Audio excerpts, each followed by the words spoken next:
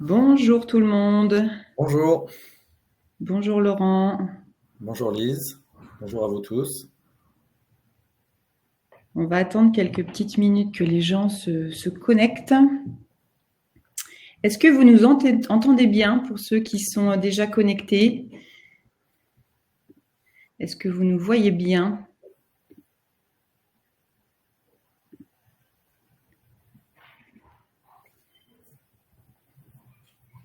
Bonjour Benoît. Oui, Benoît, il nous entend bien. Parfait.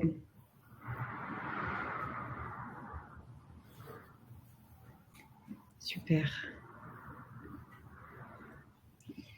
Ça se connecte au fur et à mesure.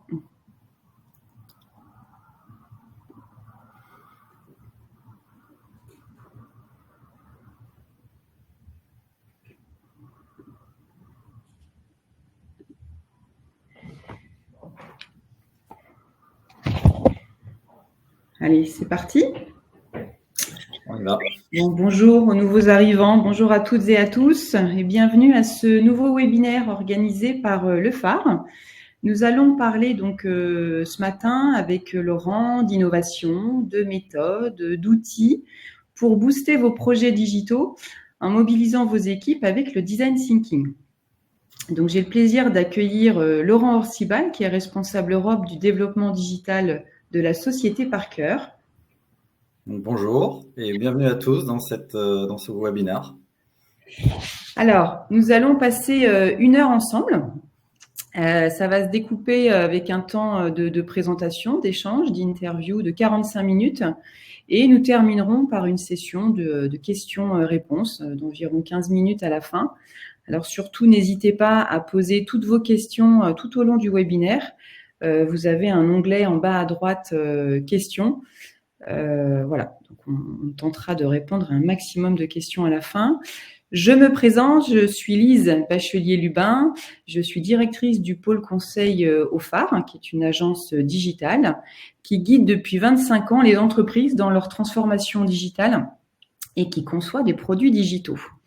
Nous allons parler ce matin donc du cas Parker. Donc, je vais vous dire quelques mots de la société Parker. C'est une société qui conçoit, qui fabrique et qui commercialise des équipements hydrauliques et pneumatiques pour l'industrie. Alors, ces équipements permettent de fabriquer, entre autres, des bras articulés, par exemple, pour les pelles mécaniques, des respirateurs pour les hôpitaux, des gouvernails pour les avions, des distributeurs d'eau potable. Donc, il y a beaucoup de produits et d'usages différents. C'est une société qui est basée à Cleveland, dans l'Ohio, avec 60 000 collaborateurs dans le monde et 3 000 en France.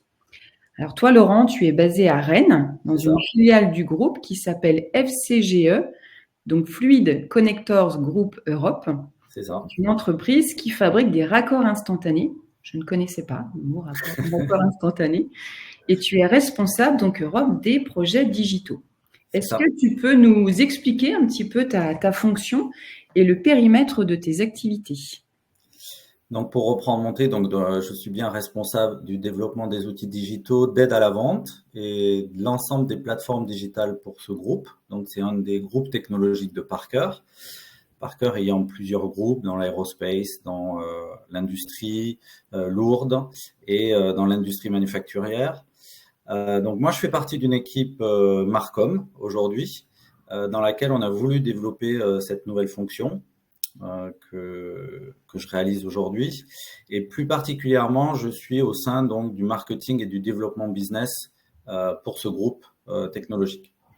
Donc les outils digitaux, c'est quoi pour moi? C'est des applications web, c'est des sites web, des outils d'aide à la vente, euh, donc de manière digitale, la gestion des datas, des développements de processus digitaux aussi, ça fait puisque c'est le sujet aujourd'hui du webinaire, de réaliser des benchmarks pour rester dans la tendance et de donner les clés aussi à tout le marketing et au business sur une vision de là où on peut placer Parker dans les années futures. Donc, Ok. Et c'est combien chaque année de produits, enfin de nouveaux applicatifs métiers que vous sortez au sein de ton service à peu près? alors, mon métier est quand même nouveau, ça fait 2 ans et demi que j'occupe cette fonction. On sort aujourd'hui 2 à 3 outils digitaux parce qu'on est dans une phase de création et de réalisation d'outils. Donc, je pense qu'on arrivera à une situation de croisière d'ici quelques années, d'ici 2-3 ans aussi. D'accord.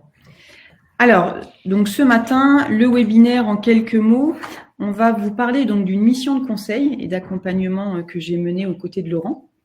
Donc à la demande de la direction marketing et business développement du groupe, et dont la mission en fait de ce service, c'est vraiment de mener des projets de communication, des projets digitaux avec différentes agences, que ce soit agences de com ou agences web. Quand on dit projets digitaux, Laurent, c'est principalement des outils métiers, des applications métiers et des sites web, C'est plutôt ça. orientés Ouais. B2B. Et là, le besoin donc de la direction marketing, c'était vraiment besoin de challenger la méthode de travail pour développer donc les produits digitaux de Parker, de votre filiale, avec 2 enjeux majeurs qui étaient aller plus vite dans la conception des produits digitaux, parler de time to market, en tout cas diminuer le time to market de la conception des produits, et aussi, important, impliquer le client tout au long du processus de création de ces produits digitaux. Donc, on va là vous présenter la méthode, la démarche globale qui a été lancée, les outils. Mais avant cela, revenons au point de départ, Laurent. Qu'est-ce qui fait que tu as voulu changer les règles du jeu? Alors moi, j'ai eu l'opportunité, avant d'intégrer cette mission, c'est de diriger un service e-business pendant plusieurs années, 3 années exactement, dans lequel j'étais en charge donc de manager différentes approches, webmaster, data analyst, web dev, data management, marketing digital. Et ça m'a permis d'acquérir pas mal de connaissances dans ce domaine, mais aussi permis d'identifier les points forts et les points faibles de nos organisations. En étant au groupe, dans un groupe technologique comme le nôtre, on a accès à différentes parties de l'entreprise et on est immiscé dans différentes organisations, ce qui nous permet un peu d'identifier quels sont ses points faibles et ses points forts. Donc la première chose, ça a été de faire un constat quand j'ai pris ce nouveau poste il y a 2 ans et demi et d'éditer un peu qu'est-ce qui n'allait pas. De mettre ça en perspective avec nos besoins, qu'est-ce qu'on aurait besoin de faire, et à la fin d'établir, et c'est là que le phare rentre en ligne, c'est d'établir avec des partenaires la meilleure méthodologie pour remplir nos objectifs. Donc dans les constats, c'était assez classique peut-être, mais il fallait quand même l'établir. C'était la gestion des projets digitaux, elle était fortement intuitive et souvent auto-centrée sur nos connaissances. Et tous les développements se faisaient bien souvent liés à nos besoins. Donc ça, c'était un des premiers constats. Le deuxième, c'était que les plateformes digitales chez Parker, comme c'est une nouvelle approche du business et de l'interaction avec nos clients, souvent, elles ne communiquaient pas entre elles, ces plateformes. Et on avait des applicatifs qui étaient satellites, qui tournaient autour de l'environnement informatique, mais qui n'étaient pas forcément totalement intégrés.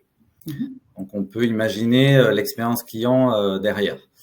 Après, il y avait un manque de modélisation des idées. On avait besoin de pouvoir modéliser rapidement pour se confronter aux besoins des clients et leur proposer visuellement des choses pour qu'ils puissent se positionner et nous avancer sur ces solutions. Donc ça, c'était un manque aussi. Et on avait aussi un processus de développement que vous voyez là, qui est Winnovation, donc qui était très bien établi, très bien structuré pour le développement des produits physiques, qui est le cœur de notre business. Mais aujourd'hui, on s'aperçoit que le digital, ça fait partie des produits que l'on doit vendre pour justement favoriser la vente des produits physiques. Donc, on avait besoin aussi de dire qu'est-ce qu'on a réellement aujourd'hui dans Winnovation qu'on peut adapter au digital. Et donc là, quand on le met en perspective avec nos besoins, ça saute aux yeux. En fait, on avait besoin de structurer le développement, donc de le personnaliser par rapport au fait qu'on travaille sur du digital et plus sur du produit physique. On voulait donc donner une meilleure visibilité avec des roadmaps de développement, que ce soit pas des initiatives individuelles, que ce soit vraiment centralisé. Avoir plus de rapidité, parce que quand on parle de digital, les clients attendent cette rapidité de mise en œuvre qu'on n'a pas forcément dans le domaine du développement de produits physiques. On voulait aussi intégrer des notions de rentabilité, parce qu'on l'a fortement sur les produits physiques et pas forcément sur les produits digitaux. Voilà, une certaine répétabilité. Et comme le disait Lise en introduction, nous, ce qu'on voulait, c'est briser les règles et intégrer le client directement dans le développement. Et ça a été possible à travers la méthodologie qu'on va vous expliquer. Voilà. Et tout ça, bien sûr, pour améliorer l'expérience client finale. Donc, qu'est-ce qui a été mis vraiment en œuvre dans notre méthodologie? C'est le design thinking. Et là, on a pensé à repenser notre processus de développement. Et c'était une de mes attributions, de travailler un peu en dehors des lignes, d'avoir une liberté d'action assez importante pour justement gérer cette transition au niveau des équipes, donc les convaincre d'utiliser de nouvelles méthodes de travail, d'élaborer de nouvelles pratiques, d'utiliser de nouveaux outils et en fait d'arriver à notre objectif qui était de développer des solutions digitales. Voilà. Quand je suis arrivée dans vos locaux, Laurent, à Rennes, là, j'étais surprise de voir des grands posters qui représentent la stratégie d'entreprise. Ah oui. Ça s'appelle d'ailleurs la Win Strategy, porte bien son nom. Est-ce que tu peux nous expliquer voilà, les grands axes de cette stratégie pour qu'on soit tous alignés sur… Je vais vous l'expliquer en 2 mots parce que c'est pas forcément l'objectif de ce webinaire, mais Parker a toujours ambition d'avoir une win-win stratégie. Donc c'est Winnovation pour les produits, Win Strategy pour le positionnement de l'entreprise sur son marché.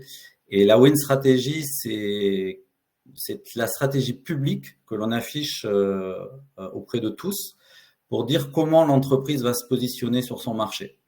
Et au cœur de cette Win Strategy, il y a l'expérience client qui se décline en 3 sous-ensembles, qui est de délivrer des solutions de qualité en temps pour nos clients, d'être le leader dans notre marché en termes de solutions digitales et de faciliter le plus possible le business avec Parker.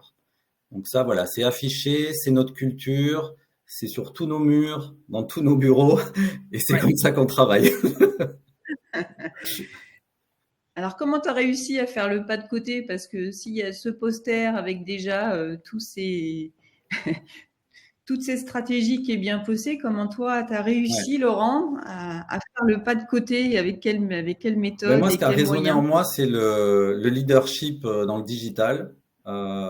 Comment une entreprise qui développe des produits physiques et qui est implantée et qui est dominante dans ce domaine, comment elle peut réaliser une transformation de ce type-là et considérer que le digital devient de ses produits.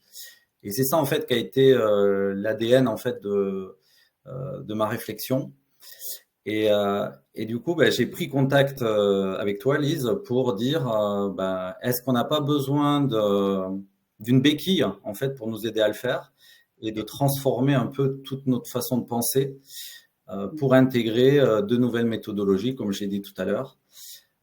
Et c'était ça l'enjeu, que le digital devienne le support du digital leadership en fait, et notre processus devienne le support de cette ambition. Donc, c'est vrai que l'accompagnement, là, ça s'est fait sur une durée de 6 mois à peu près. Ouais. Il y a eu 3 temps, on va dire, importants, 3 éléments. La première chose, c'était une partie formation. Tout ça, on va vous l'expliquer là dans quelques instants. Il y a eu un temps de formation. Il y a eu le choix d'un projet pilote en interne pour expérimenter la nouvelle méthode. Et puis, au final, il y a eu la formalisation, la synthèse de ce nouveau processus projet adapté vraiment au contexte Parker. Donc, pourquoi on a choisi la méthode du design thinking? Alors, on parle de design thinking, on parle de lean startup. Le design thinking, pourquoi? Parce que souvent, on présume trop souvent d'une solution sans être sûr finalement que ce soit adapté aux attentes et aux besoins des utilisateurs. Et avec la méthode design thinking, ce qui est intéressant, c'est de pouvoir valider tout au long du processus et du projet que l'on est bien en train de concevoir un produit digital. Alors, en l'occurrence, là, c'est produit digital qui correspond bien aux usages et aux besoins des clients. Là, on le voit, on a 5 grandes étapes. L'identification, la phase d'exploration, on va dire, la définition du besoin, la génération des idées avec le brainstorming, le prototypage pour rendre tangible, on va dire, la solution, construire un MVP, et ça reboucle avec le test utilisateur. Et on voit que dans chaque étape, on a bien une application des clients et des collaborateurs de Parker. Et je pense que c'est, enfin, si je peux me permettre, mais c'est là où c'est complètement novateur. C'est que nous, le client, dès la génération d'idées, il est là. Et Et il partage avec nous. tout à fait. Et du coup, ce qui est intéressant aussi, hein, c'est aussi cette démarche Lean Startup qu'on voit là avec cette phase d'itération. Vous itérez tout au long du processus Mm. pour valider, on va dire déjà si l'idée c'est la bonne idée et pour voir aussi le taux d'engagement des clients par rapport à la proposition de valeur aussi. Hein. C'est une validation de la proposition de valeur du produit digital. Mm. Donc voilà pourquoi on a décidé, en fait, en tout cas, de choisir ces méthodes Design Thinking in Startup pour pouvoir définir ce nouveau processus. Est-ce que tu peux nous en dire un peu plus sur la première phase, donc, qui était la phase de formation? Alors, la phase de formation, ben, déjà, il a fallu être open mind parce que c'était complètement nouveau et ça a déstructuré un peu nos façons de penser chez Parker. Mais globalement, on a fait quoi? Des visios. Physiquement, tu es venu aussi chez nous pour être imprégné en fait des lieux, des façons de penser, des façons de travailler. Ça a été 1 ou 2 heures à chaque rencontre. Ça a duré à peu près une quarantaine d'heures en réel, quoi. Après, il y avait du off aussi, hein, bien sûr. Et on avait à peu près un point tous les 10 à 15 jours, quoi. Voilà. Donc ça, concrètement, ça s'est passé comme ça. Donc, ce qu'on a fait aussi pendant cette phase de formation, c'est qu'on a présenté à chaque fois qu'on déployait un module avec Lise, on a présenté à l'équipe marketing la méthode, moi aux équipes projet, pour qu'en fait il y ait une sorte d'adhésion, de réflexion autour de ça, de coopération aussi, parce que bah, ça remet en cause des principes établis et des façons de travailler. Donc nous, ce qu'on voulait, c'était à travers cette formation, les objectifs, c'était sortir des prototypes rapidement, concevoir donc selon les besoins et les usages des clients. Donc comment intégrer le client dès la phase d'idée, tout en tout en étant sûr que notre idée parte pas à la concurrence. Enfin voilà, il y a tout un tas de questions derrière qui se sont posées, bien sûr, pour pouvoir le faire. Aussi avoir l'adhésion des équipes. Comment on interagit avec un client dans une phase de réflexion où on va remettre en cause des choses internes, des choses peut-être aussi chez le client. Donc voilà, il fallait aussi comprendre comment on allait adhérer à ça. Et à la fin, le dernier objectif, c'était colmater nos trous dans la raquette. Donc ça, c'était plus en interne pour vraiment avoir une vue synoptique en fait de nos projets et pas apprendre par le bouche à oreille que tel groupe, telle division, telle entité travaillait sur des projets digitaux.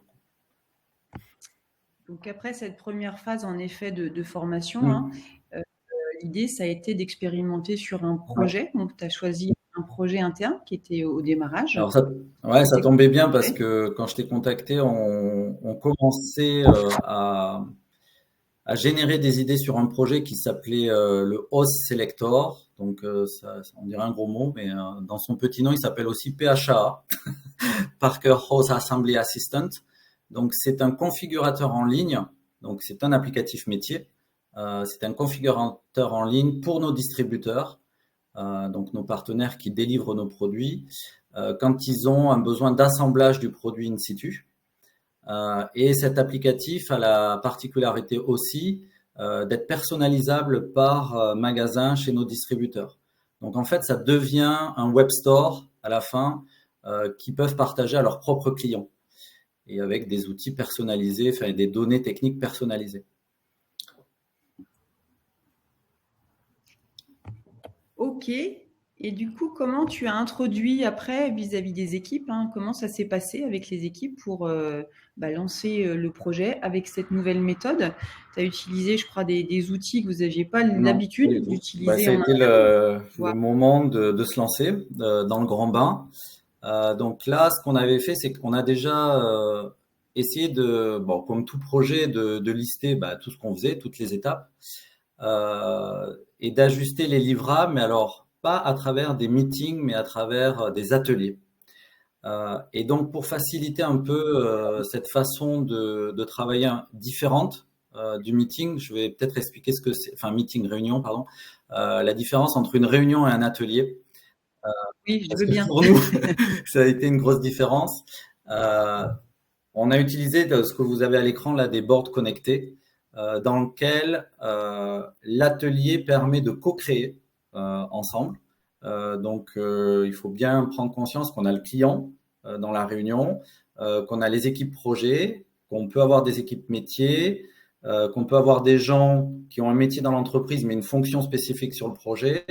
Et là, le but, c'est de co-créer ensemble et d'avoir un consensus à la fin sur ce qu'on a co-créé et de l'avoir visuellement dans un élément connecté où on peut travailler dessus en synchrone au moment où on le fait, mais aussi en asynchrone. C'est-à-dire qu'on laisse la liberté aux gens de revenir sur sur ce résultat qu'on a créé ensemble et d'apporter des améliorations. Et au prochain atelier, on revient dessus et on dit, voilà, moi j'ai apporté ça comme amélioration et on arrive à un nouveau consensus. Donc voilà, donc ça, et la différence par rapport à la réunion, donc là je vous ai décrit l'atelier, la réunion, c'est qu'on a plutôt un partage des idées, des notions descendantes, mais finalement à la fin, il y a très peu de co-création et de partage synchrone et asynchrone dans une réunion. Voilà, et c'est pour ça qu'on a trouvé que l'atelier connecté à travers un board, c'était idéal pour bousculer les idées. Ça, c'est des choses que vous n'aviez Non. pas l'habitude de faire Non. avec les équipes. Justement, on parle d'équipe. Peux-tu nous parler de l'équipe projet qui a été constituée? C'est important de voir qu'on est sur une équipe pluridisciplinaire. Alors là aussi, c'est dans les projets de développement produit, on a une équipe définie avec des spécialistes métiers, des spécialistes de supply chain, des designers, quelques stakeholders, enfin des parties prenantes.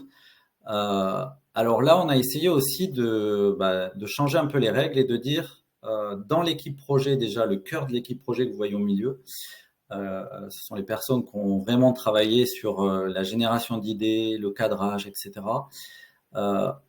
Vous avez une fonction dans l'entreprise, mais moi j'ai fait des interviews auprès de ces gens-là pour connaître un peu leur façon de penser, leur façon de travailler. Et en fait, je les ai choisis non pas parce qu'ils ont des compétences spécifiques dans un domaine précis, mais plutôt par rapport à leurs soft skills. Et ça a permis un peu aussi d'aller out of the box dans la gestion de l'équipe et dans la gestion de la génération d'idées. Voilà. Et après, bien sûr, on a essayé d'embarquer le plus largement possible parce qu'on voulait aussi faire adhérer à la méthode et au processus. Donc, tout un tas de parties prenantes dans différents niveaux de l'entreprise. Donc, vous les avez listés à l'écran, là. Je ne vais pas revenir dessus jusqu'à la vice-présidence, Europe, sur ce projet. Donc en fait, on se rend compte là, l'équipe cœur, c'est vraiment l'équipe qui a été intégrée du début à la fin du projet. Et on a ensuite toutes les parties prenantes qui ont été contributeurs finalement en fonction des différentes étapes. C'est ça. L'équipe projet a participé à tous les ateliers, on va dire. Et c'est vrai que ça participe aussi à la cohésion d'équipe et à l'implication ou l'appropriation des outils et puis et l'implication dans le projet. Donc, important, la constitution de l'équipe. Chose importante aussi, ça va être le fait d'intégrer ce nouveau projet digital, ce nouveau produit digital dans déjà l'écosystème existant. C'est ça. En fait, on s'est aperçu aussi quand on se lance dans le digital, quand on est une entreprise comme la nôtre, c'est que on va développer un produit finalement au final. Et ce produit-là, il doit s'intégrer dans une stratégie en fait. Qu'est-ce qu'on met à disposition de nos clients tout au long de son interaction avec l'entreprise par cœur. Donc, est-ce que je connais l'entreprise? Est-ce que je suis intéressé par l'entreprise et ses procédés, ses outils? Quand je suis dans ma période de choix avec l'entreprise, à quoi j'ai accès en termes de plateforme digitale, en termes d'outils spécifiques? Quand j'ai à prendre une décision aussi en tant que client, qu'est-ce que me met à disposition l'entreprise pour me faciliter la vie et prendre ma décision? Et ensuite, qu'est-ce que j'ai aussi à ma disposition pour faire la réputation de cette entreprise avec qui j'ai travaillé? Et du coup, l'applicatif digital tel qu'on voulait le faire, il fallait qu'il rentre dans cet écosystème. Et c'est les premières fois où on a dit, qu'est-ce qu'on met à disposition du client? Est-il submergé de solutions digitales? En a-t-il vraiment à disposition aussi? Et c'était l'occasion de faire ce bilan. Et là, dans le cas particulier donc du Host Selector, c'était de dire, OK, dans la partie décision et réputation, on voit qu'on a des outils pour assembler, des outils pour remplacer nos produits. Donc, dans la vie, si je montre avec ma souris, là, dans la vie du produit. Mais en fait, on a très peu d'aide pour l'aider à choisir le bon produit par rapport à son application. Donc, il y avait peut-être quelque chose à faire et c'est sur ça qu'on s'est embarqué en disant, il y a un trou dans la raquette. C'est ce que j'ai dit en introduction. Il fallait qu'on identifie nos trous dans la raquette. Et là, on a pu en fait l'identifier en fonction de ça. Identifier et puis aussi se rendre compte que c'était un réel besoin de vos clients, de vos utilisateurs. Voilà. Et du coup, on remplissait les 3 étapes, choisir, assembler, remplacer. Donc là, on est sûr d'être au cœur des considérations de nos clients et de dire, je l'aide à choisir, je l'aide à assembler quand il en a besoin et je l'aide à remplacer ses produits quand il en a besoin aussi. Et on voit bien que dans cet écosystème, c'est ça aussi la force de cette réflexion qu'on a dans les cartographies, c'est que on voit qu'il a accès à ses ERP, qu'il a accès à ses outils digitaux, qu'il a accès à son site web, qu'il a accès aux nôtres, qu'il a accès à des outils spécifiques qu'on crée pour lui. Mais de temps en temps, on voit des trous dans la raquette pour lui faciliter encore plus la vie et le rendre attractif à nos solutions. Point important aussi, quand on lance un projet digital, il nous faut des sponsors et puis il faut aller présenter, pitcher le projet au niveau du CODIR. Comment tu as intégré, comment tu as réussi à embarquer le CODIR sur ce projet? Alors là, ça a été, je pense, les réunions les plus cocasses qu'on a eues avec toi, avec l'équipe, parce que finalement, on a appris à toute l'équipe à pitcher. Pitcher, c'est quoi? C'est résumer en quelques phrases ou en quelques mots surtout une idée, parce qu'on s'est mis aussi dans le concept startup, où quand moi j'allais présenter au CODIR une des étapes du projet, on s'était fixé en 15 minutes, je dois convaincre. Et on ne devait pas déroger de ce timing. Et c'est là qu'on s'aperçoit que c'est très difficile en fait, pour être honnête, de pitcher des projets comme ça qui vont durer peut-être 1 an, peut-être 2 ans pour certains, de passer une étape clé et de dire là j'ai 15 minutes pour convaincre un vice-président de l'entreprise à mettre tant sur la table et à me livrer d'autres ressources si j'en ai besoin, quoi. Voilà. Cet exercice du pitch, c'est vrai qu'il est intéressant aussi dans l'équipe pour tous s'aligner et avoir la même vision, parce qu'on se rend compte que quand on donne ce canevas-là aux différentes personnes de l'équipe, on n'a pas forcément les mêmes résultats. Donc, les mêmes mots pour s'exprimer. Et je trouve que d'avoir fait ces ateliers avec toi sur chacun pitch, comment on voit le projet, comment on voit l'étape, et ensuite en faire un résumé de chaque pitch pour être encore plus pertinent, ça c'était intéressant pour moi et pour toute l'équipe en fait. On a progressé sur ce thème-là, quoi. Comment convaincre. Comment convaincre et comment embarquer son CODIR dans les projets pour avoir le sponsoring, les ressources, les budgets derrière, parce que c'est important aussi que ce soit bien soutenu. Donc là, c'était toute la phase, on va dire, d'expérimentation donc avec l'équipe. Et puis enfin, dernière étape, ça a été la formalisation, on va dire, du processus de gestion de projet. Est-ce que tu peux nous détailler un petit peu ce processus-là qui est vraiment le cœur du webinaire?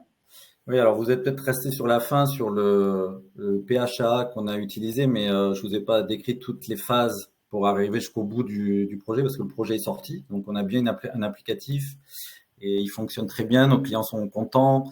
On a une survey une enquête client qui tourne régulièrement pour améliorer l'outil si nécessaire. Voilà. Mais là, vous allez voir à travers ce processus tout ce qu'on a intégré en fait. Donc, il y a la phase idéation, cadrage. Donc là, c'est je génère des idées, je les partage avec mon client me donne ses idées, je regarde quels outils je vais mettre en place et à chaque fois, j'ai des étapes de validation avec des livrables obligatoires. Après, il y a la phase de conception, c'est la même chose. On va préciser notre idée, le client va être aussi dans ce qu'il veut mettre en place. Nous, on va le consulter régulièrement sur des ateliers. Donc, il va faire partie de l'idée, du prototypage et de la synthèse en fait de cette idée. Et là aussi, on a un go no go, ce qu'on appelle, pour dire est-ce qu'on aura vraiment le budget par rapport à cette idée qui a été précisée, est-ce qu'on aura les ressources pour le faire et est-ce qu'on a suffisamment de clients derrière nous pour continuer et aller jusqu'au développement. Et après, développement et lancement, où là, on intègre des compétences externes quand on n'a pas les compétences internes pour le faire, donc parce qu'on est vraiment dans le code de l'application. Et là, le client reste toujours maître de la solution puisqu'il va intervenir dans les sprints aussi de développement pour corriger des éléments. Voilà. Et là, c'est développement et lancement. Donc, c'est aussi on va faire le focus sur cette première étape d'idéation et de cadrage. Est-ce que tu peux expliquer comment il se présente un petit peu là, ce schéma? On voit qu'il y a différents streams, différentes lignes. Ça correspond à quoi? La ligne principale avec tous les petits personnages, ça, c'est les étapes indispensables sur lesquelles il faut passer. Tout ce qui est en orange, c'est les livrables qu'on doit avoir pour passer une étape. Voilà. Quand on a les dollars qui se mettent en lumière, ça veut dire que là, il y a une décision à prendre. Elle est importante, donc on appelle ça des gates. Tout ce qui est nuage, c'est la méthodologie qu'on applique à chaque méthode. Et tout ce qui est en gris, c'est toutes les personnes qui doivent être impliquées dans chaque étape. Les parties prenantes. Voilà, donc on a les R, donc tout en haut, entre idée et cadrage, on a un R, ce qui s'appelle la revue, et c'est là où on va faire nos ateliers pour arriver jusqu'au au logo G1, voilà, qui est la gate, où là on va prendre une décision. Ok. Et après, justement, par rapport à cette première phase d'idéation et de cadrage, on va avoir différents outils.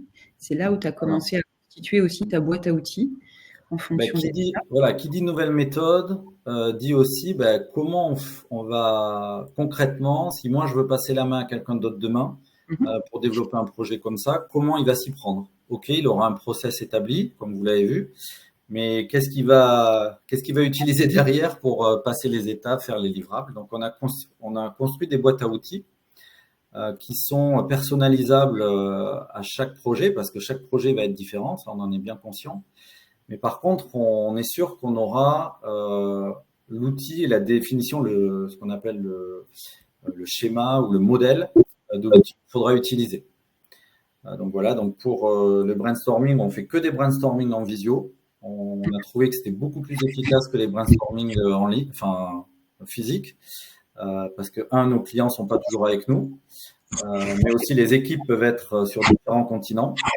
Et on a trouvé que c'était beaucoup plus efficace en ligne parce que le brainstorming peut se faire en deux étapes, en direct, mais aussi asynchrone, comme on dit, en indirect, où on peut revenir sur les idées et ajouter des éléments. Après, on avait tout ce qui est ligne Canva et cadrage du projet avec planning.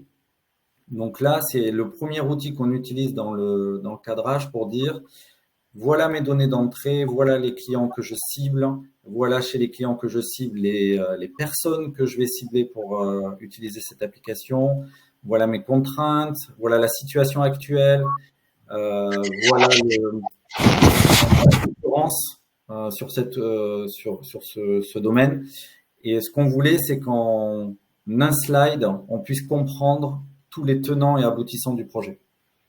Voilà. Ça, c'est un bon outil aussi pour aller pitcher devant le codeur. Ah ouais, tout à fait. Ou expliquer le projet aux parties prenantes. Tout à l'heure, on parlait des parties prenantes, des contributeurs.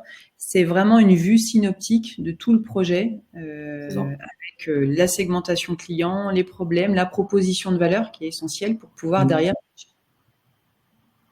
Voilà, après, il faut savoir l'adapter aussi parce que des fois, il peut y avoir des informations, ça peut être très détaillé sur ce qu'on va. Donc, voilà, quand on pitch, on adapte.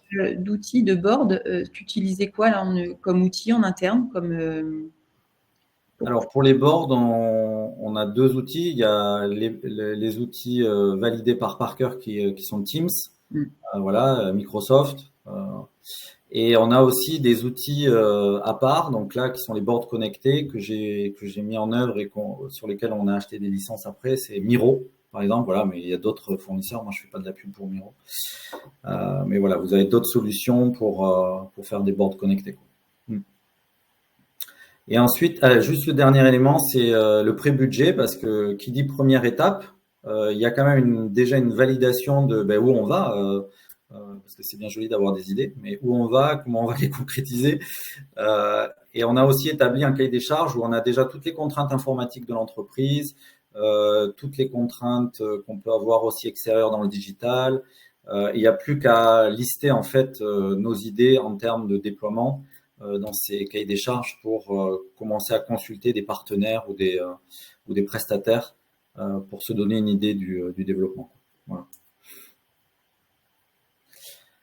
Après, plus en détail, la conception et faisabilité. Donc là, vous l'avez. Et c'est là où on a intégré directement le design thinking. Vous voyez ces cercles autour d'ateliers qui sont en vert, là, les étapes.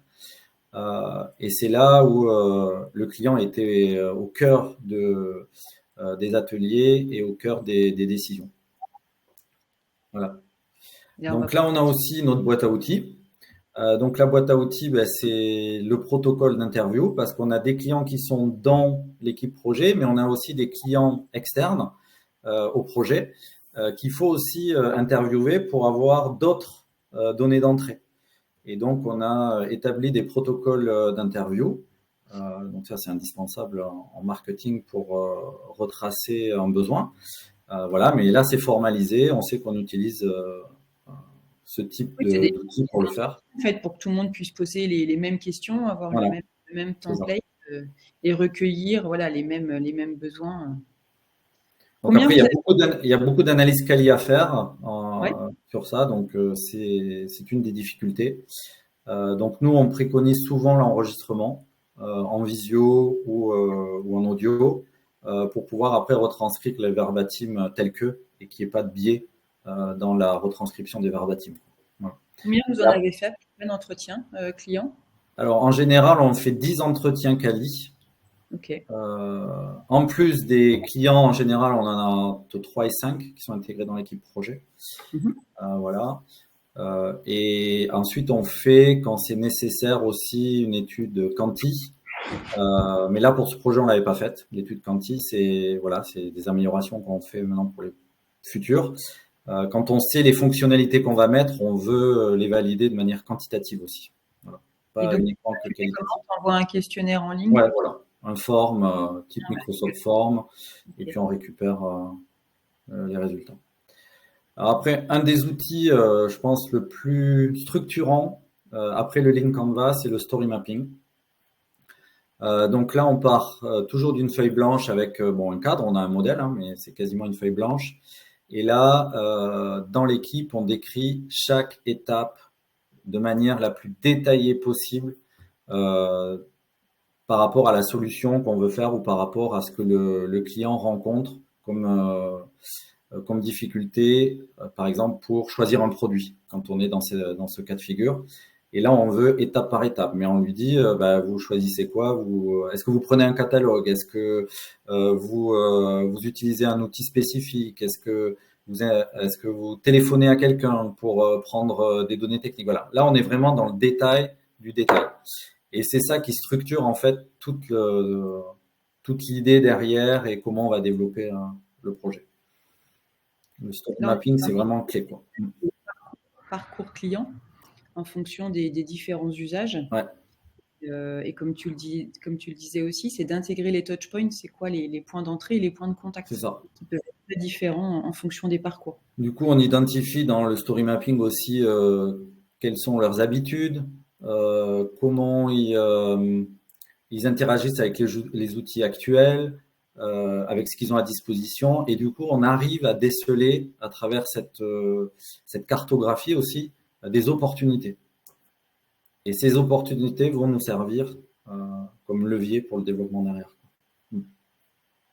Et après, le dernier, c'est la fiche persona. Donc, c'est à qui on s'adresse et pourquoi on s'adresse à cette personne et à ses clients. Voilà. Et donc là, on définit un profil digital en général dans nos personas. On définit un profil sponsoring aussi. Est-ce que les personnes qui sont ciblées pour l'utilisation de cet outil seront sponsors demain pour l'entreprise, pour nos produits?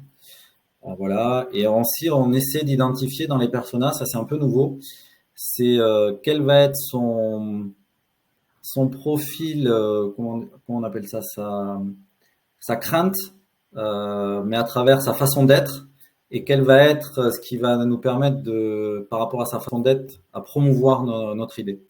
Voilà. Donc, par exemple, dans les personas, quand on interviewe des gens, pour les déterminer, ça va être, lui, c'est quelqu'un de plutôt réfractaire à la communication, mais par contre, c'est lui qui va utiliser notre outil. Donc, il faut qu'on ait ça en tête quand on s'adresse à ces personnes-là, c'est-à-dire qu'il préfère travailler tout seul, il parle avec peu de personnes, mais c'est quand même lui qui va utiliser l'outil. Donc, comment il va devenir notre sponsor demain? Et ça, il faut qu'on l'ait en tête, en fait. Ok. Voilà. Et puis la dernière étape, la partie développement et lancement. Donc là, voilà, on suit toujours. Donc là, le développement, donc c'est une des clés aussi qu'on a appris à travers le déploiement de cette méthodologie, c'est que chez Parker, on a beau être une entreprise leader dans son domaine, euh, avec une dominance sur le marché et tout ça, ben, finalement, le digital, on est obligé de le sous-traiter. C'est pas notre cœur de métier. Oui, bien sûr. Euh, et c'est là qu'on s'est aperçu que tout ce qu'on faisait avant en interne, euh, c'était pertinent un temps et ça l'est peut-être plus aujourd'hui comme ça l'était avant, quoi. Donc il a fallu trouver de nouvelles moyens. Donc vous revoyez en fait le cercle du design thinking dans le développement lui-même et dans les différentes sprints de code. Voilà. Où on va challenger nos idées, challenger notre développement. Donc Donc là, là, on a quelques livrables.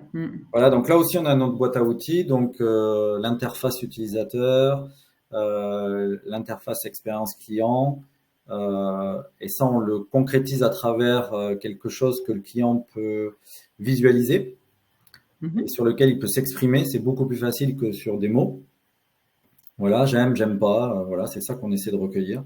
Ça va pas. Ça, c'est pas assez pertinent. Après, on a des procédures internes, mais ça fait partie des outils sur lesquels il faut avoir la validation. C'est quand on prend comment s'appelle une entreprise extérieure pour développer, il faut qu'elle soit qualifiée chez nous. Donc il y a tout un tas de processus pour la qualification. Donc voilà, ça fait partie des specs techniques. Et ensuite, le MVP, donc c'est le minimum vital product. Donc c'est ce qu'on va lancer en premier auprès donc de nos clients avec une enquête associée pour valider que tout ce qu'on a fait pendant le projet est bien validé sur un panel très très large de clients. Et tout ce qu'on va récupérer de cette enquête et du minimum vital product, on va l'intégrer au fur et à mesure de la vie du produit, ce qui va aussi nous garantir une certaine dynamique dans la promotion de cet outil dans le temps. C'est-à-dire qu'on lance pas un produit puis on le laisse tel que.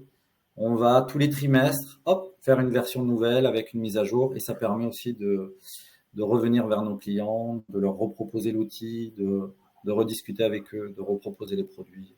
Donc c'est à ce moment-là, en fait, au moment du développement-lancement, là, que finalement tu produis le prototypage. Ouais.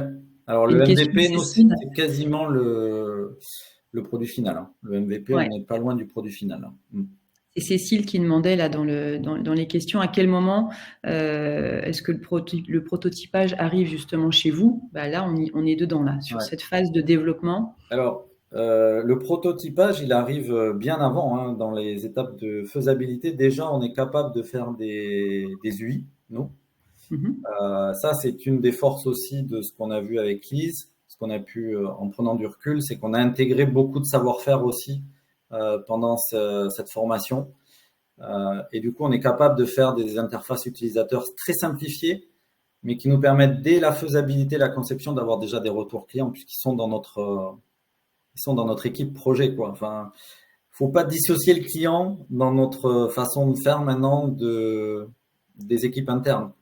On a des clients qui sont inclus dedans, donc c'est eux qui participent aussi à la construction de l'interface directement. Tout à Et fait. après, on en consulte certains à travers des interviews pour dire est-ce que ce qu'on a vu entre nous, c'est vraiment scalable, quoi, enfin scalable à une grande échelle, quoi. Voilà. Donc les prototypes, ils arrivent très très tôt, quoi. Ok. On a quelques photos aussi à vous montrer qu'on trouvait sympa de partager. Ça, c'est la partie people. C'est la partie people du webinaire, voilà. Laurent, tes petites photos. Non, Alors mais là, c'est quoi alors cette photo à gauche là? vous voyez C'est le process, on le dispatche un peu partout dans l'entreprise. Voilà, et puis à chaque fois qu'un collaborateur passe devant un bureau, quand il est interloqué par cette frise, ça veut dire quoi? Ça signifie quoi? On est là pour lui montrer, lui expliquer, positionner les projets qu'on est en train de faire, leur dire pourquoi on en est là, quels sont les clients impliqués. Voilà. Et donc, ça permet aussi de contribuer au partage collectif quoi, de cette nouvelle méthode et de montrer qu'on a de nouvelles façons de travailler et qu'elle n'est pas isolée à la gestion de projet, quoi, qu'elle est aussi partageable avec d'autres fonctions d'entreprise. T'en étais tellement fier que t'en as fait un poster, quoi. Ouais, voilà, c'est ça. Il est derrière dans mon bureau, il est partout, chez les managers, chez le GM, partout. Ouais, Mais tu ça, verras. c'est top pour justement pouvoir essaimer et sensibiliser derrière les équipes. Et aussi, tu t'en sers comme management visuel. Ah oui, oui, parce que quand je fais ma réunion avec mes différents managers, j'utilise ça pour dire on en est là sur telle phase, et puis à chaque phase, je reprends une partie du synoptique et je dis quels vont être les prochains points clés de ce projet, quoi. Donc, on voit que finalement, cette méthode aussi, elle a d'autres vertus que finalement la simple gestion du projet en tant que tel.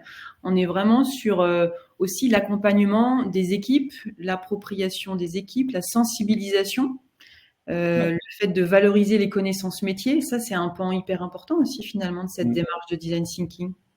Moi, je trouve qu'elle a permis de remettre un peu de nouveau dans la gestion de projet. Mm. On commençait à s'endormir sur des vieilles méthodologies très descendantes. Je gère un planning, je gère des ressources, je gère un budget, j'ai mes équipes dédiées. Là, on a redonné un peu de responsabilité, ce qu'on appelle chez nous l'empowerment. C'est-à-dire chacun se sent plus responsable. Alors, ça demande aussi beaucoup d'efforts de faire ça. On est beaucoup dans l'animation et ça demande oui, à embarquer vraiment chaque personne individuellement, de discuter avec elle, de voir comment elle peut se positionner. Ça bouscule beaucoup les règles. Bien Ça sûr. permet aussi de valoriser les connaissances des Oui. personnes, pas uniquement ses connaissances métiers, mais ses connaissances au sens large. Voilà, ses Mhm. qualités aussi. Moi, je trouve que ça a permis humainement de mettre en évidence des qualités de personnes qu'on ne voyait pas avant. Euh, Qu'est-ce que je pourrais... De ce que j'ai pu voir aussi, moi, dans les ateliers, ce que c'est vraiment de pouvoir libérer les organisations, l'organisation qui était plutôt en silo aussi. On se rend compte que c'est Oui, pas alors moi, possible de parler l'IT, le marketing. j'ai eu la chance qu'on me donne les clés pour pouvoir faire ça. Après, j'espère que chaque entreprise aujourd'hui peut se permettre de le faire. Ça, c'est une question ouverte et chacun est libre de choisir de comment il veut transformer un peu son organisation. Mais je pense qu'il faut, quand on va dans cette démarche, avoir un peu cette liberté d'action que j'ai eue, quoi. Ou sinon, ça marche pas, quoi. Et toi, ton rôle finalement aussi là, c'était d'être facilitateur, animateur. Oui, voilà. Alors moi, j'ai trouvé un nouveau rôle parce que la gestion de projet, j'en fais depuis des années. Mais là, j'ai vraiment trouvé un nouveau rôle qui était vraiment animateur. Et ça, c'est animateur ouais, et en fait, un nouveau rôle aussi qui était maître d'ouvrage parce que bien souvent dans l'IT, ces fonctions-là aujourd'hui, enfin IT ou SI, voilà, ces fonctions-là n'existent pas pour essayer de mettre ensemble, comme tu disais, des silos qui ne travaillent pas forcément de manière synchrone ensemble, quoi. Et je pense que le product owner, ça peut s'appeler aussi comme ça, product owner ou maître d'ouvrage, PO. voilà, Ouais, tout à c'est fait. important, quoi. Donc là, il y a développement finalement de nouveaux postes aussi chez vous. Là, il faut trouver les bons C'est profils. en cours. C'est en cours, donc voilà. Et je pense. Tu veux passer une Non, annonce? non, mais il y a mon manager qui aime bien dire je sème des petites graines et je verrai ce que ça développe en termes de plantes. Et je pense qu'aujourd'hui, on a semé des graines et on est en train de voir les premiers germes, quoi. Voilà. Et on se rend compte que c'est des profils aussi où il faut une sensibilité à la conduite du changement, une sensibilité à l'animation, une force de conviction par rapport à la vision projet aussi. Ouais, je pense que, alors moi j'ai eu la chance que on ait découvert ça en moi, que mes managers l'aient vu. Mm. Moi je savais que j'avais cette facilité, mais il faut aussi que ça soit vu des autres. C'est pas le tout de dire je suis comme ça et acceptez-le. Euh, et c'est vrai qu'il faut avoir cette sensibilité et aimer pousser les limites, quoi. Ça, c'est sûr que Pousser les limites, sortir un peu du cadre, c'est ce qu'on disait, et en même temps. beaucoup de sang-froid quand il faut, voilà, quand il faut convaincre qu'on était sur le mauvais chemin. Ouais. Si on doit conclure sur le webinaire, quels seraient pour toi les bénéfices, en tout cas bénéfices business, bénéfices en termes d'organisation par rapport à la formalisation de ce nouveau process, à l'intégration des nouvelles méthodes? Ben moi, je dirais le premier, c'est le time to market, donc de livrer des produits rapidement Mm. et avec une fiabilité par rapport à l'utilisation des clients qui est assez impressionnante. C'est-à-dire qu'aujourd'hui, on a nos produits qui sont utilisés à plus de 90% parce qu'on l'a développé de cette manière-là. Ça, c'est hyper important, c'est le taux d'engagement. Voilà. Et on a aussi réduit par 2 ou 3 le développement des produits par rapport à un cycle traditionnel, quoi. Voilà. D'accord. Donc, ça aussi, ça permet de gagner du temps. Mm. Des gains de ROI parce qu'on a réduit les coûts en sous-traitant. Alors, en sous-traitant le développement, on a gagné en coûts et en ressources humaines aussi parce qu'on a des outils maintenant qui sont en ligne avec ce qu'on fait en 2024. Voilà, et toujours au bout du jour en termes de design, d'interface. Donc ça, c'est bien. On a beaucoup gagné en agilité. Alors pour les équipes qui sont impliquées, bien sûr, dans les projets. Pour les autres projets qui sont gérés de manière plus traditionnelle, ça, je peux pas en parler. Mais en tout cas, nous, on a gagné en agilité. Ouais. On a aussi une meilleure organisation, une meilleure visibilité des projets qu'on fait. Donc maintenant, on est capable d'avoir ça intégré dans des roadmaps avec une visibilité sur tout ce que font les autres groupes aussi chez Parker. Mm. Et un codir mieux embarqué, ça c'est sûr, parce que le digital, c'était quand même nouveau pour une entreprise comme la nôtre. Et moi, ce que je retiens le plus, c'est des collaborateurs avec qui je travaille qui sont, comment dire, beaucoup plus ouverts, voilà, et beaucoup plus engagés. Ouais. Et ça, Alors, c'est je rebondis sur les questions. Là, j'ai une question de Clément qui dit justement comment maintenez-vous l'engagement et la motivation de l'équipe tout au long de la construction de cette nouvelle méthode? ah ben ça, c'est l'animateur qui fait ça. Tout est dans l'animateur. Ah ben oui, il faut aller chercher les gens quand ils sont débordés par autre chose. Ouais. Il faut pouvoir les rembarquer dedans, les remettre sur, par exemple, sur le dashboard connecté. Ça, c'est un outil qui permet vraiment de faire ça en disant, ben viens, on y va tous les deux. Il faut que tu m'expliques qu'est-ce que tu voudras améliorer sur cette partie-là. Je te laisse un temps de réflexion, tu y reviendras et hop, revenir avec lui. Ça demande énormément d'engagement et d'animation du product owner. Ça, j'en suis convaincu et c'est une des difficultés de cette méthode. C'est ce qu'on est ressorti finalement. C'est la difficulté, en effet, c'est que les contributeurs soient pas uniquement présents aux ateliers, mais que ce soit aussi des faiseurs, des makers tout au long du Ouais. processus. Et ça, c'est pas évident sur du long terme, en effet. Mm. Ah oui, oui, de passer de contributeur à faiseur, c'est un des enjeux, hein, un des enjeux de la méthode. Ok. Et puis tu parlais, la dernière chose, c'était en effet embarquer le codir. Ça, tu l'as dit en dernier. Ouais. Ok. Oui, oui, oui, ben là, on a un codir qui est à chaque étape, donc il a son mot à dire. Très bien. Tout est transparent. Tout est transparent, tout est partagé, communiqué.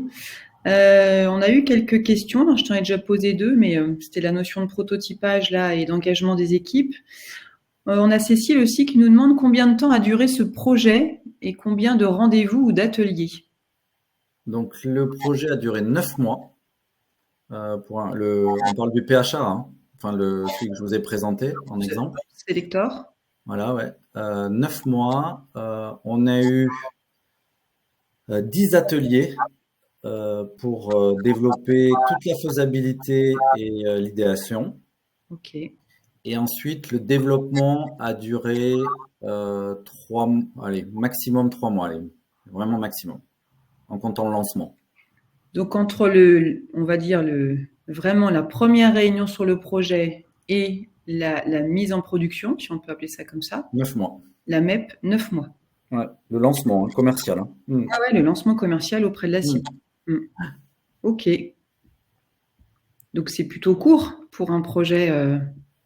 Alors, pour un projet chez nous, c'est très, très court. C'est très, très court. Ouais.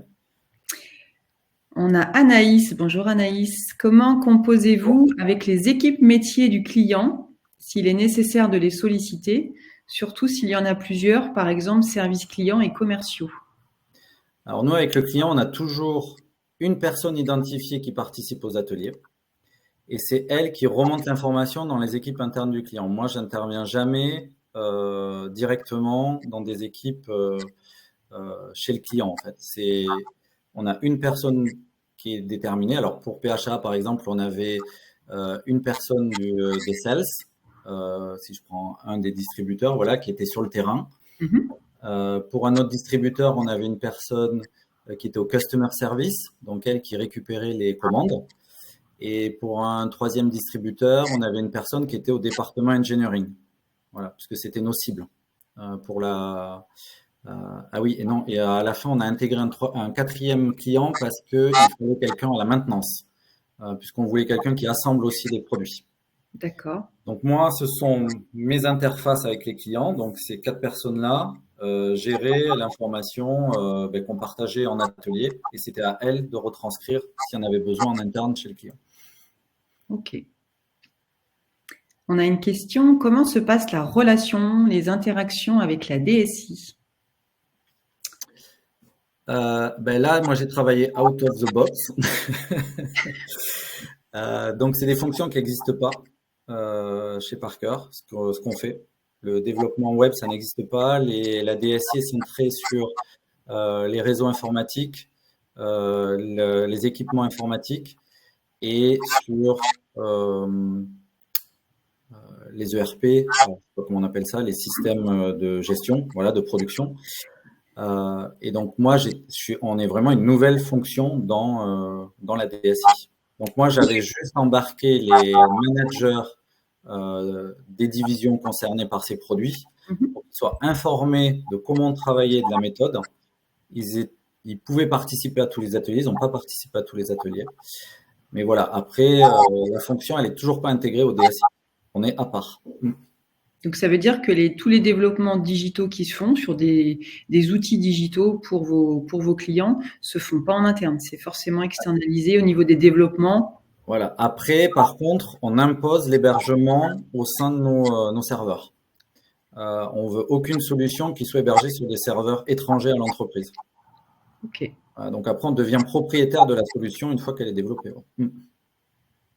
Et c'est là où la DSI intervient pour garantir la sécurité de l'intégration. Aussi. Voilà, ça c'est sûr. Mais elle est là plutôt en tant que prestataire pour fournir les bons éléments pour que nous, on puisse intégrer la solution qu'on a développée. Et je suppose qu'il y a des liens avec la DSI quand il y a des connexions à faire, justement, avec le RP, le CRM, tout ce qui est interopérabilité, ça se fait en lien avec la DSI. Alors, nous, les applicatifs qu'on développe, en général, n'ont pas de lien avec les ERP, donc c'est complètement séparé. Par contre, si on a d'autres outils digitaux qui doivent interagir avec notre application, ça c'est qui a été le cas pour PHA, on a des API. Voilà. Et ça, les API sont développés en général en interne. Ok. Une fois que la solution est hébergée chez nous, parce que nous, on n'autorise pas des API externes. Enfin voilà, là c'est très technique, mais bon. Il y a des règles, quoi. Il y a plein de règles. Oui, oui. On a une question de Jean-Loup. Quels sont les arguments pour convaincre la hiérarchie d'utiliser et de financer la méthode? C'est le pitch. Il faut utiliser le pitch. Là, il faut être bon acteur. Les arguments, c'est d'avoir une bonne idée au départ avec sélectionner des clients qui vont nous aider à faire notre premier canevas. Voilà, c'est ça qui va permettre de créer les arguments. Et ça, je peux pas les définir pour chacun. Ça va dépendre du projet, quoi, et comment. Mais globalement, c'est pas qu'une question d'argent. Ce que je me suis aperçu, c'est que c'est pas forcément qu'une question d'argent. Non, puis comme on l'a dit, ce qui est important, c'est que dès le départ, tu impliques tes Voilà. clients, tes utilisateurs. Donc, il y a un besoin réel, en fait. C'est pas Mm. une application ou un outil qu'on utilise pour se faire plaisir parce qu'on a eu une idée un matin. Ça ressort en tout cas de toute la phase amont, la première phase du design thinking. Ouais, maintenant qu'on est mûr, je peux le dire, c'est par rapport à cette question-là, c'est qu'on utilise aussi le design thinking dès la phase d'idéation. Oui. Au départ, on était très frileux pour des questions de confidentialité parce qu'une idée, c'est brevetable, c'est partageable peut-être avec des concurrents et on se disait mais jusqu'où on peut aller quoi. Mhm. Donc, on était très très frileux et maintenant on commence à intégrer la consultation client dès la première idée en fait. On a une autre question. Quels conseils donneriez-vous aux entreprises qui souhaitent commencer à intégrer le design thinking dans leurs projets digitaux? Par quoi on démarre? Alors moi je dirais déjà c'est quoi la méthode? Il faut bien se familiariser avec ça. Essayez de sélectionner des sponsors dans votre entreprise qui vont vous aider aussi à partager parce que être formé tout seul, je pense que c'est un peu compliqué. Moi, c'est ce que j'ai vécu parce que j'étais seul en fait au départ. Et dès que j'ai commencé à avoir un projet pilote avec des gens à qui on a partagé, même si on avait commencé à présenter à l'équipe marketing et tout ça, je me suis senti quand même un peu seul. Et donc le fait d'être avec une équipe, de partager les notions, de se confronter à ça, de dire quelles sont nos limites. Moi, je sais pas faire, moi, j'ose pas, moi, je fais pas. Ça permet d'avancer. Donc, c'est d'être formé.